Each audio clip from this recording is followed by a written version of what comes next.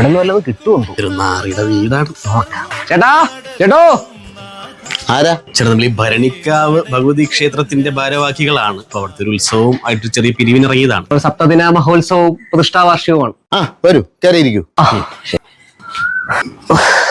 ഇതാ ചേട്ടാ നോട്ടീസ്.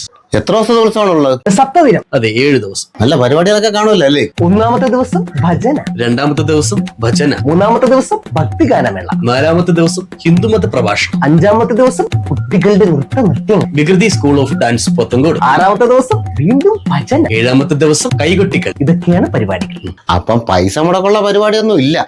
അയ്യോ, ഇതൊക്കെ ഭയങ്കര പൈസ മുടക്കുള്ള പരിപാടിയല്ലേ? അതല്ലേ ഞങ്ങൾ പിരിവിനിറങ്ങിയിരിക്കുന്നത്. ചേട്ടൻ ഒരു 10,000 രൂപയാണ് ഞങ്ങൾ പ്രതീക്ഷിക്കുന്നത്. സമൂഹ സദ്യയൊക്കെ കാണുമല്ലോ അല്ലേ? അവസാന ദിവസം അന്നദാനമുണ്ട് 200 പേർ. അതിനുവേണ്ടി 200 ചാക്കാരി ഇപ്പോഴേ ഞങ്ങൾ സമാഹരിച്ചു കഴിഞ്ഞു. 200 പേർക്ക് 200 ചാക്ക് അരിയാ? ബാക്കി ചാക്കാരി ഞങ്ങൾ മറച്ചു വെക്കും. അതെ അതെ, അടുത്ത വർഷത്തേക്ക് എടുക്കണമല്ലോ. അതെ. തൊണ്ടയ്ക്കെന്തോ കുറച്ച് വെള്ളം കിട്ടും. കുടിക്കേ. ചായ എടുക്കാം. റെഡിയായി, 2 ചായ പല പ്രാവശ്യം പറഞ്ഞിട്ടുണ്ട്, ഒരു ഊളത്തരം കാണിക്കില്ല. പറ്റിപ്പോയി. പാലില്ല, കട്ടൻ ചായ മതിയാ? കട്ടൻ ചായ എടുക്കട്ടാ?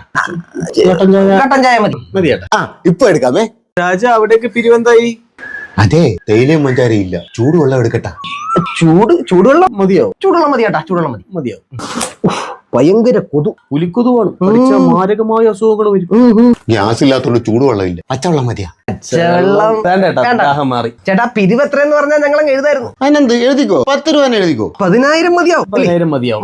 എന്തെങ്കിലും ചേട്ടൻ ഒന്ന് കണ്ടോളാം. സതീശനല്ലേ? സതീശൻ 10,000. 10,000. അയ്യോ, 10,000 അല്ല, 10 രൂപ. വെറും 10 രൂപ. 10 രൂപ. 10 രൂപ. ചേട്ടാ ഒരു കാര്യം ചെയ്യും, ആ 10 രൂപയ്ക്ക് കൊണ്ടുപോയി തേയിലപ്പൊടിയും പഞ്ചസാര മാറ്റി ചായ ഇട്ട് കുടി. 10 രൂപയ്ക്ക് നോട്ടീസ്. വിലയുള്ള സാധനമുണ്ട്.